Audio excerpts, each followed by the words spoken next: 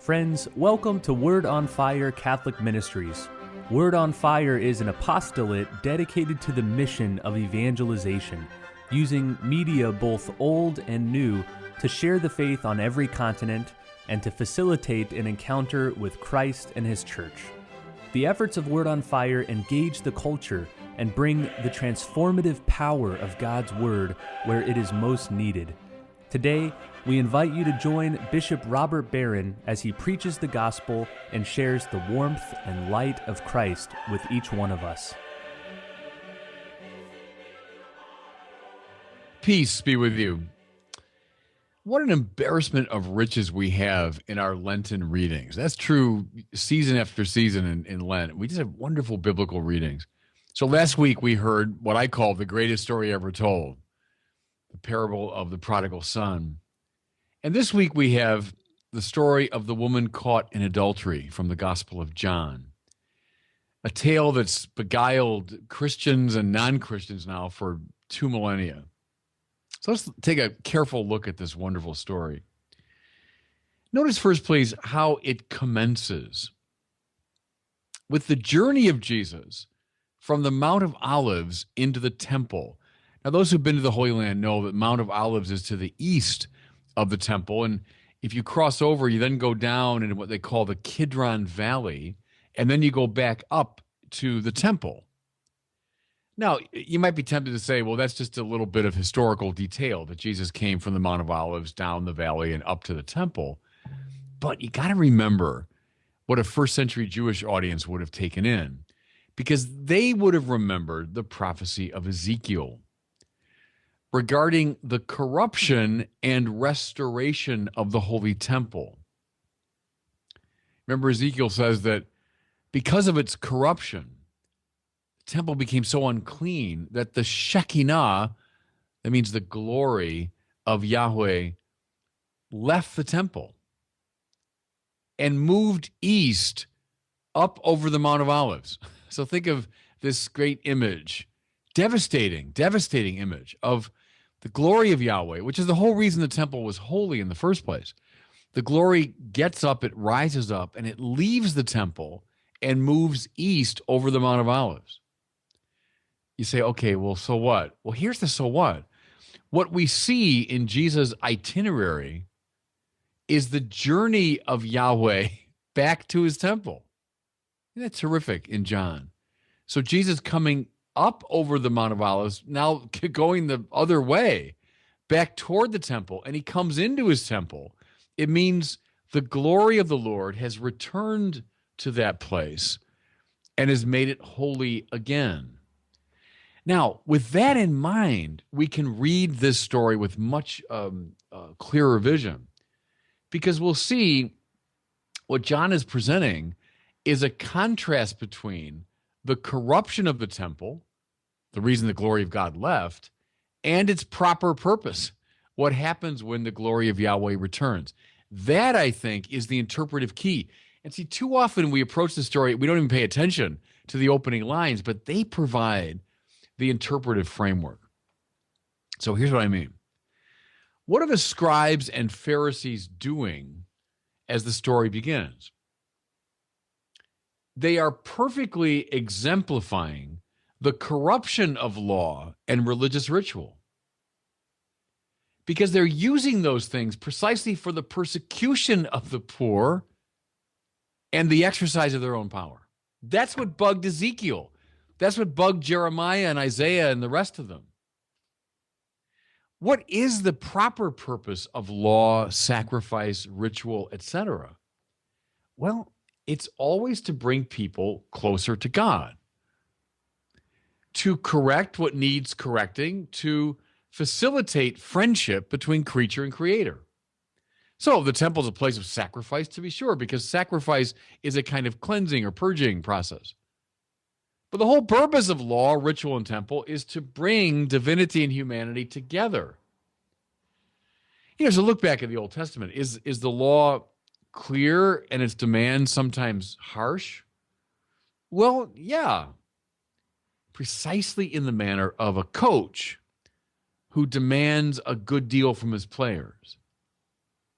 or an orchestra conductor who demands a lot of his young musicians. I think of all my years of playing sports as a kid, I remember a handful of coaches. Invariably, they were the toughest coaches. They were the coaches who were toughest on us. They're the ones I remember. They're the ones who taught me how to play properly. God does not want us to settle for second best. And so, through the law, he's sometimes a pretty tough, demanding coach. Now, can the law and discipline be used in an aggressive or domineering way? Yeah, sure. Think again of a teacher or a coach who was, just plain cruel, who was using his knowledge of the subject and his authority to hurt and humiliate his charges. Now, you know what I mean. I won't name them, think of a few teachers and coaches who I thought were just kind of abusing their power and authority. Or think of a police officer or a judge, someone who uses the knowledge of the law in a similarly corrupt way. This will give you a rather clear idea of what made the temple and its denizens corrupt in the eyes of the great prophets.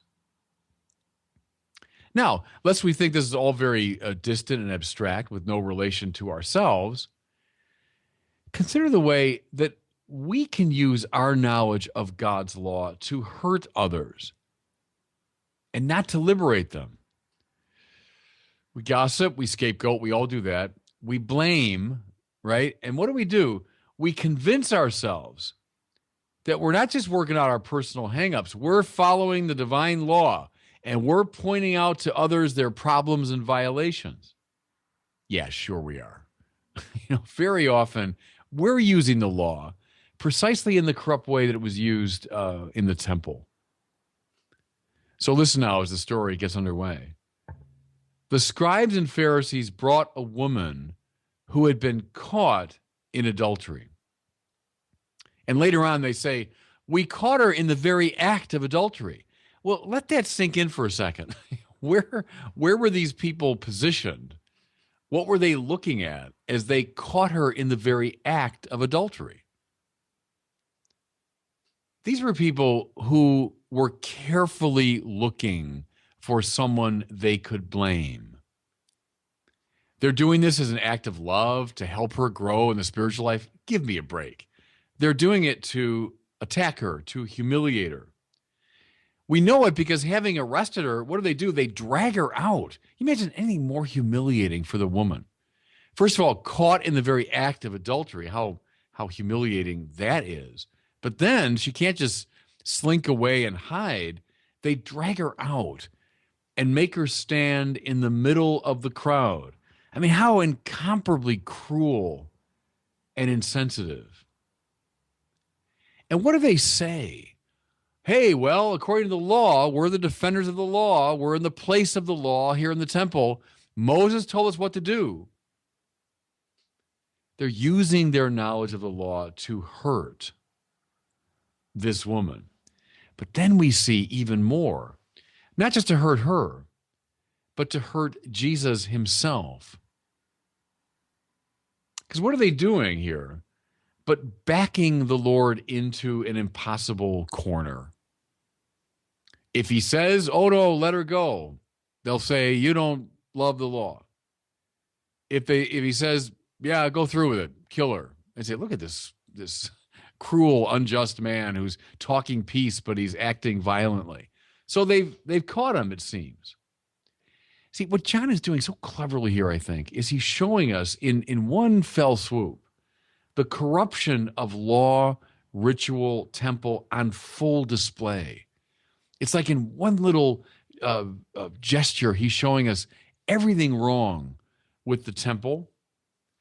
Everything, listen, that made the Shekinah of the Lord get up and leave and exit by way of the Mount of Olives.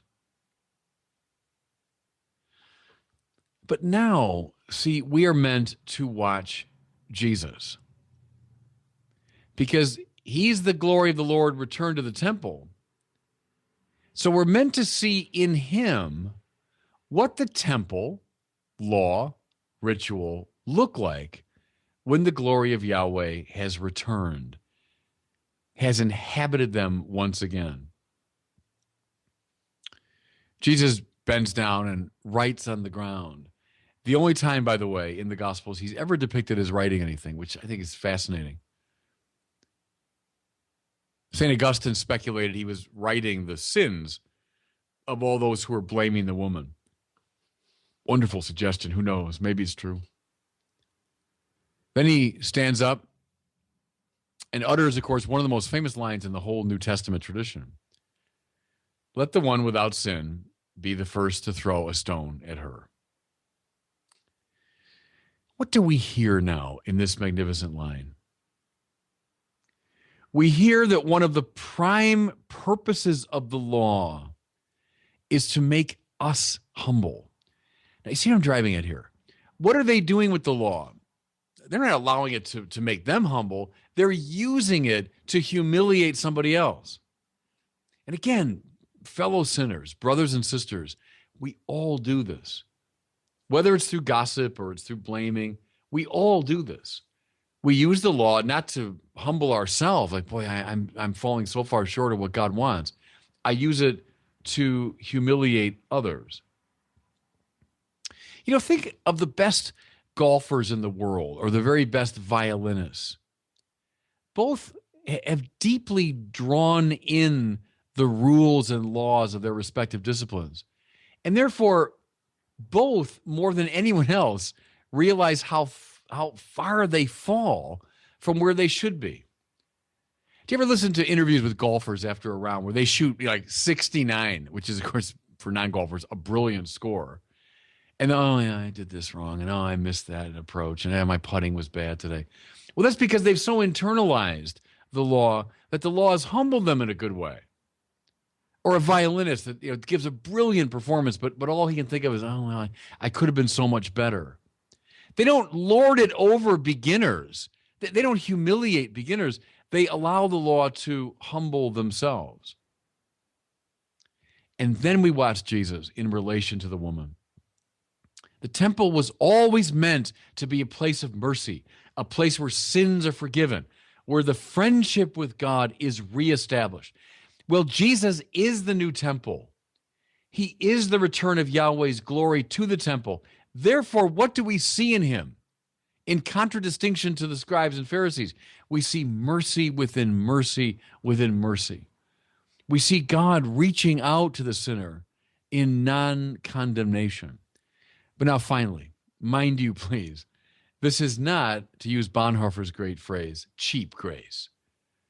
The Lord reaches out in mercy, yes, indeed, but then he says, do not sin anymore.